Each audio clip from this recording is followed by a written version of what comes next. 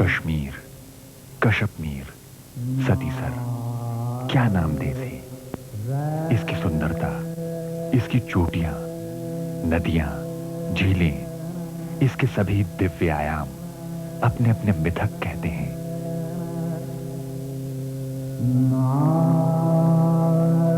इस स्वर्ग के द्वार, जिसमें ब्रह्मा, विष्णु, महेश, सती, सरस्वती और लक्ष्मी के दिव्य प्रभाव समाये हैं, हमेशा इस रूप में नहीं पाया जाता था। आज से 10-12 लाख साल पूर्व भारत भूमि प्राचीन महाद्वीप गोंडवाना लैंड का हिस्सा था।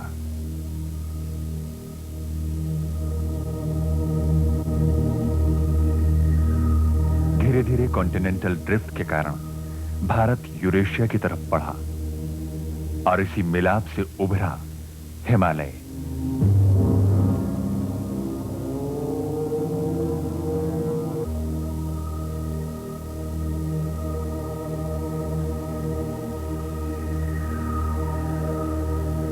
इन्हीं चोटियों के बीच फली फूली हमारी स्वर्गभूमि कश्मीर। आइस एज से स्टोन एज और फिर आधुनिक युग का सफर मनुष्य जाति का सबसे लंबा सफर रहा है। कश्मीर के आदि मानव ने भी ये हजारों सालों की यात्रा अपने ढंग से की है, आइस एज से अब तक। ये विषय बहुत लंबा है, अनंत, और इसे समझने बूझने के लिए mythology, pre history, history, archaeology, anthropology, geology और विज्ञान का सहारा लेना होगा। लेकिन कहानी शुरू कहां से करें? बाइबल के नोआ, इस्लाम के हजरत नूह से, या हिंदू पुराणों के मनु से, या कश्मीर के अपने रिकॉर्डेड ग्रंथों जैसे कल्हण की राजतरंगिणी, नीलमत पुराण या भृंगेश संहिता से?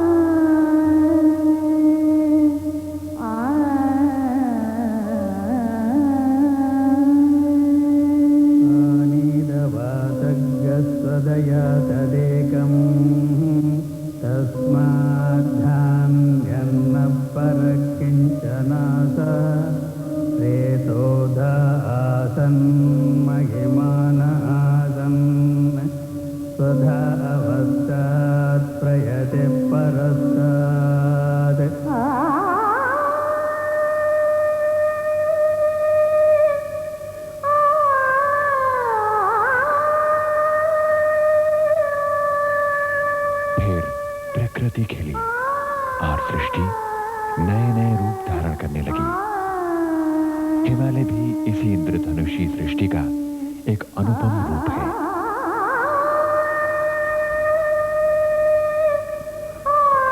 भारतीय महाद्वीप और यूरेशियन भूखंड के आपसी मिलाप से उठा ये हिमखंड कश्मीर के जन्म का पहला चरण था। इसी कहानी का दूसरा दौर पीर पंजाल का उभरना था। करीब 4.5 करोड़ वर्ष पूर्व पीर पंजाल ऊपर उठने लगा। इसके आसपास की छोटी छोटी घाटियां और झीलें एक बड़े जलखंड का हिस्सा बन गई, जो सतीसर के नाम से प्रसिद्ध थी।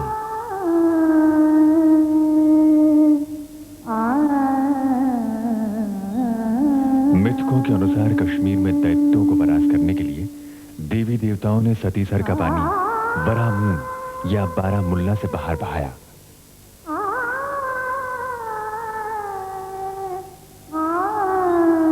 और फिर जहां जल था वहां वनस्पति पनपी। ये नई भूमि कहलाई कश्मीर की घाटी। पर क्या आज के वैज्ञानिक युग में इस तरह के मिथकों को विश्वसनीय माना जा सकता है? अगर हम और सब कहानियों पर ध्यान न दें तो जो मेन जियोलॉजिकल फैक्ट्स हैं, जो कि 150 साल के काम से पता चलते हैं, या जो हम लोगों ने भी काम किया उससे पता चलते हैं 10 साल में, वो यही है कि यहाँ पर बहुत बड़ी लेक थी, उसके बाद ये हिमालय की साइड में शिफ्ट हो गई, फिर झेलम के निकलने से ये लेक ड्रेन आउट हो गई। इसका मतलब ये है कि आदि मानव वहाँ पर था और उसने इस किस्म की घटनाएं देखी और उनको उसने इस रूप में, मिथ के रूप में, लेजेंड के रूप में आने वाली जनरेशन को दिया।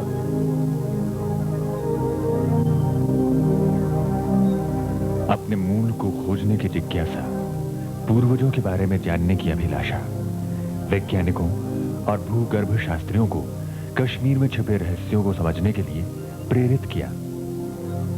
हालांकि कश्मीर घाटी में आदि मानव करीब 85,000 वर्ष पूर्व भी रहा करते थे, लेकिन यहाँ की प्रतिकूल जलवायु, अत्यधिक ठंड और वातावरण में आए उतार चढ़ाव के कारण मानव अवशेष सिर्फ 5,000 वर्ष पूर्व के नियोलिथिक बुर्ज़होम में पाए जाते हैं।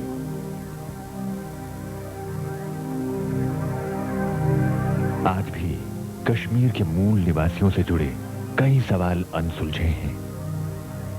ये निवासी यक्ष थे या पिशाच, आर्य थे या अनार्य, बाहर से आए माइग्रेंट थे या कश्मीर के ही कूख में पले मानस पुत्र।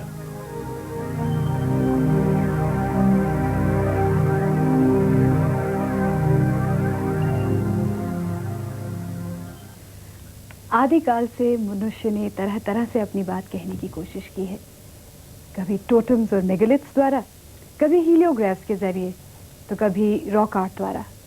खैर, ये है मध्य प्रदेश का केव आर्ट। कश्मीर के बुर्ज़होम में भी आदि मानव ने अपनी कहानी और अपने युग की निशानी हमारे लिए छोड़ रखी है। लेकिन हम बार बार बुर्ज़होम पर क्यों आते हैं? देखिए हमारी टीम डायरेक्टर इंद्रनील कौल की प्रस्तुति the beginning of the Burzahom era. कौन हूं मैं? कहां से आया हूं? युगों युगों से मानव सभ्यता के जन्म के बारे में मनुष्य ने यही प्रश्न उठाए हैं। प्रश्न अपने मूल, अपने पूर्वजों, उनके रहन सहन और उनसे पहले के जीवन पर। सदियों से आदि मानव की कहानी का पृथ्वी के बदलते मौसम के साथ गहरा संबंध रहा है। कश्मीर में एक चीज़ ये देखने में आती है कि जो ह्यूमन सेटलमेंट्स हैं, आदमी की बस्तियां हैं आदि मानव की, वो उसी समय में आती है जबकि क्लाइमेट, जलवायु वहाँ का अच्छा हो जाता है, थोड़ा गर्म हो जाता है और ठंडक कम हो जाती है। क्योंकि ठंडक ज़्यादा होगी तो ज़्यादा से ज़्यादा एरिया जो है वो सब आइस से कवर हो जाएगा, तो उसमें ना कोई कल्टिवेशन हो सकता है, ना वहाँ पर जानवर रहेंगे, तो इसलिए आदमी को भी वहाँ से भागना पड़ेगा। तो पूरी कश्मीर की स्टोरी में ऐसा लगता है कि जब जलवायु अच्छी थी तभी वहाँ पर आदमी रहा, उसकी बस्तियाँ रहीं, और जब जलवायु ख़राब हो गई, ठंडक बढ़ गई, तो उसको फिर कहीं और जाना पड़ा। तो पूरी हिस्ट्री में ऐसा ही है। तो जब वहाँ पर ग्लेशिएशन था तब कुछ नहीं था, इंटरग्लेशियल पीरियड आए तो वो था, और 18,000 साल पहले आदमी आता तो फिर बीच में क्लाइमेट ख़राब हो जाती है, फिर चला जाता है। फिर हमको जो प्रमाण मिलते हैं वो कोई 5,000 साल पहले से मिलते हैं। आज से लगभग 5,000 वर्ष पूर्व कश्मीर की जलवायु में सुधार आया। वायुमंडल में उचित नमी, उचित गर्मी तथा मिट्टी में बदलाव ने वनस्पति उपजाने के लिए सही माहौल पैदा किया।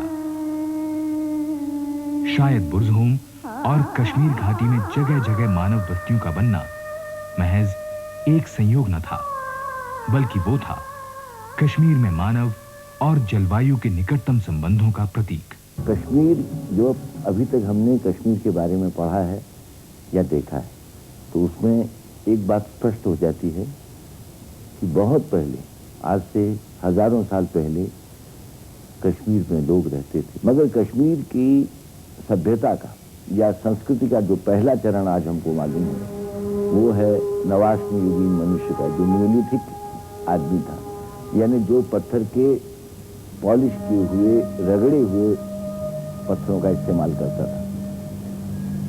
शुरू में उसने इस बात को अपने अनुभव से सीखा कि शिकार करने के लिए या चलती फिरती खेती करने के लिए उसको औजारों को ठीक से रखना है, मतलब उनको पॉलिश करके, ताकि वो मार अधिक कर सकें, काट सकें।